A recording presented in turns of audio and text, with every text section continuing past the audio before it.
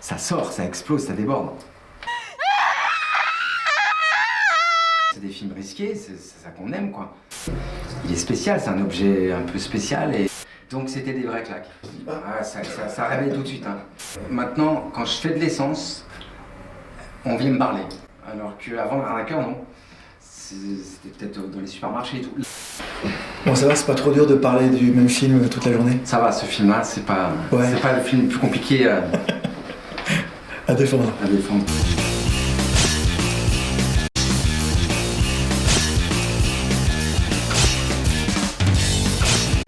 Il joue avec le spectateur, mais d'une manière positive, quoi.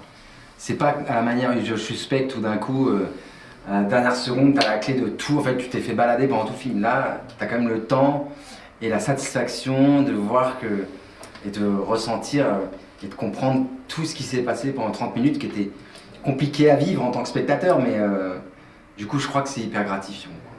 Est-ce que vous vous êtes pas tous dit, ça se trouve, il y a des gens qui vont partir au début du film? Si, on s'est à Cannes, ça se trouve, ça va se passer comme ça, ce serait drôle. C'est toujours ce risque, mais c'est bien. C'est un peu abstrait l'histoire, non? C'est des films risqués, c'est ça qu'on aime, quoi. Il est pas dans les codes, il est pas formaté, il est spécial.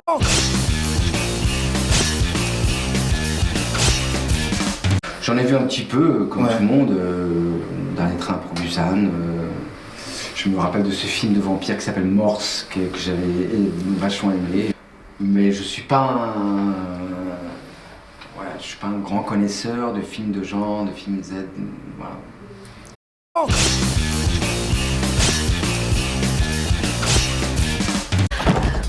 Saloperie zombie! Oui! Nique-toi! Ça, j'avoue que ça m'a fait plus rappeler mon enfance quand on s'amusait à déconner et faire du faux cinéma, quoi. Enfin, il y a un truc. Avec du faux sang, de la peinture rouge, voilà. Ouais, il y a un vrai plaisir enfantin de se faire peur.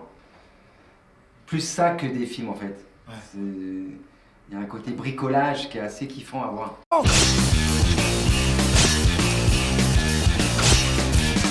Vraiment, mais Michel est comme ça, hein. Michel, il est très respectueux de la fabrication, de l'artisanal, quoi. On continue de tourner, on n'arrête pas la caméra! On sentait vraiment que Michel, il était à l'aise avec tout ça et il aimait ça.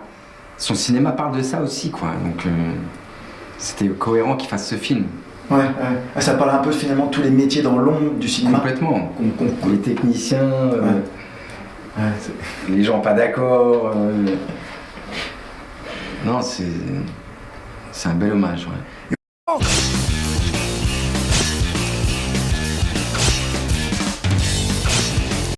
Ah, il y a des réals qui sont extrêmes, pour des raisons parfois personnelles, pour des raisons parfois de caractère, pour des raisons parfois qui se défendent. Bon, même si je suis jamais très à l'aise, moi, avec quelqu'un qui sort de ses gonds, mais bien sûr que ça m'est arrivé, et j'ai d'ailleurs pensé à eux quand je jouais. Tu me fais chier depuis le début des répétitions, alors maintenant tu fermes ta grande gueule de con! Selon le regard de Michel, il n'y a pas de jugement, quoi. On n'est pas là pour se gaver et se faire plaisir en décrivant des caractères outranciers. Il y a toujours quand même une compréhension. Enfin, en tout cas, moi, pour la motivation de mon personnage, il hurle comme ça au départ, mais on comprendra bien en deuxième partie qu'il se venge d'avoir été trop soumis et trop... parfois à l'écoute de tous, et du coup il s'oublie complètement. C'est un metteur qui manque pour le coup d'ego. Et en première partie, du coup, on comprend que ça sort, ça explose, ça déborde. Laurent il devient Akira, Muriel elle devient Natsumi et Anaïs elle devient Shinasu. Et moi je suis Ken. Et la claque à Finnegan, c'est une vraie claque ou... C'est une vraie claque. Parce que... On s'est dit, on a essayé plusieurs fois de la faire fausse. J'étais d'ailleurs très gêné, je n'aime pas frapper. Mais pour le coup, d'abord Finnegan me disait, mais donne-la moi vraiment, ça me met dedans direct. Donc c'était des vraies claques. Ça réveille tout de suite, hein. De toute façon, une claque, ça réveille. Con!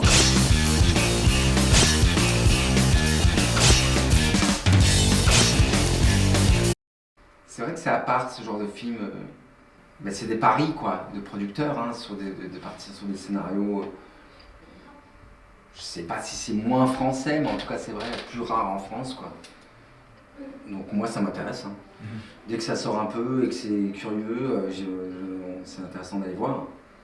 Après réussi par réussi, ça... De toute façon, un film, il appartient à tout le monde, donc ça dépend des goûts. Je croise des gens qui adorent ce film, bon, mais je trouve ça cool. J'ai l'impression que ça marque beaucoup les jeunes, les enfants. Les enfants, c'est ce film avec la fumée qui tue, mais comment vous avez fait? Enfin, ça porte beaucoup de curiosité sur les jeunes et les encore plus jeunes, quoi, les films de genre.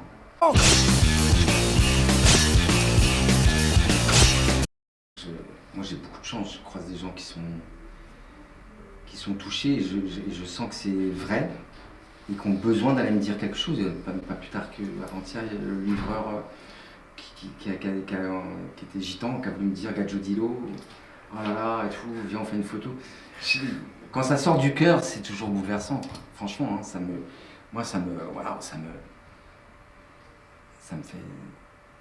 fait quelque chose. Hein. C'est vrai qu'on fait ce métier pour ça, quoi.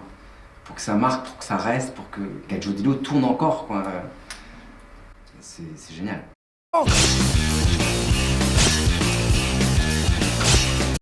Ah oui, carrément. Alors la cœur, j'ai vu ça, je me suis dit, tiens, maintenant, quand je fais de l'essence, on vient me parler. Alors qu'avant, la cœur, non. C'était peut-être dans les supermarchés et tout. Là, dans les stations-service, je suscitais de la curiosité et on venait me demander des photos. Donc il y avait vraiment une bascule de curiosité de la part d'une plus grande masse de gens. Et voilà, après il faut savoir aussi, parfois s'en protéger un peu, voilà, ça reste un métier et moi j'ai besoin parfois de discrétion. Enfin bref, après c'est une machine qu'on gère. Hein.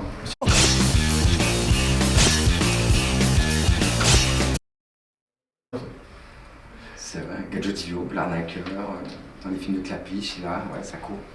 Mais j'aime bien, moi. J'aime bien, le cinéma, c'est une urgence. Hein.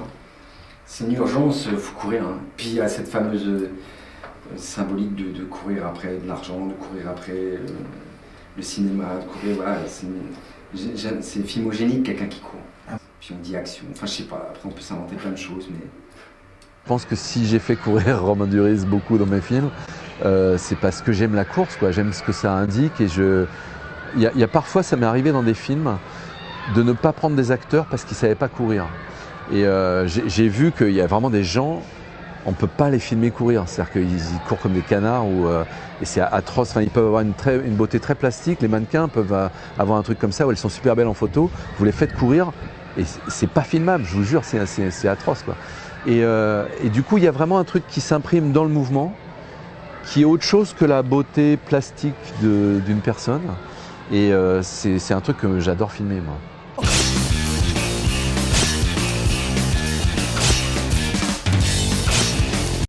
Non, on oublie, hein. J'ai oublié que c'était Simone, j'ai oublié que Bérénice, bref, j'étais dans le film qu'on était en train de faire. Ce qui est marrant, c'est qu'elles ont les mêmes rôles dans le film, quoi. C'était bien, j'aime bien, moi, quand il y a de l'intime. S'il est bien géré, hein, évidemment. Il ne s'agit pas que ça crée des problèmes, mais c'était bien. Puis, comme dit Bérénice, elle le dit bien, c'était une période quand même où il y avait de la pandémie, où on était tous calfeutrés, méfiants, ne pouvant plus se toucher, etc. Donc que Michel fasse tourner à ses proches, sa famille, avait quelque chose d'assez humainement, en tout cas, bon, quoi. Généreux de sa part, sûrement, et puis ça lui permettait peut-être de passer du temps avec eux. Voilà, donc pour nous, c'était cool en tout cas. C'était bien, mais ils savent se tenir. Voilà.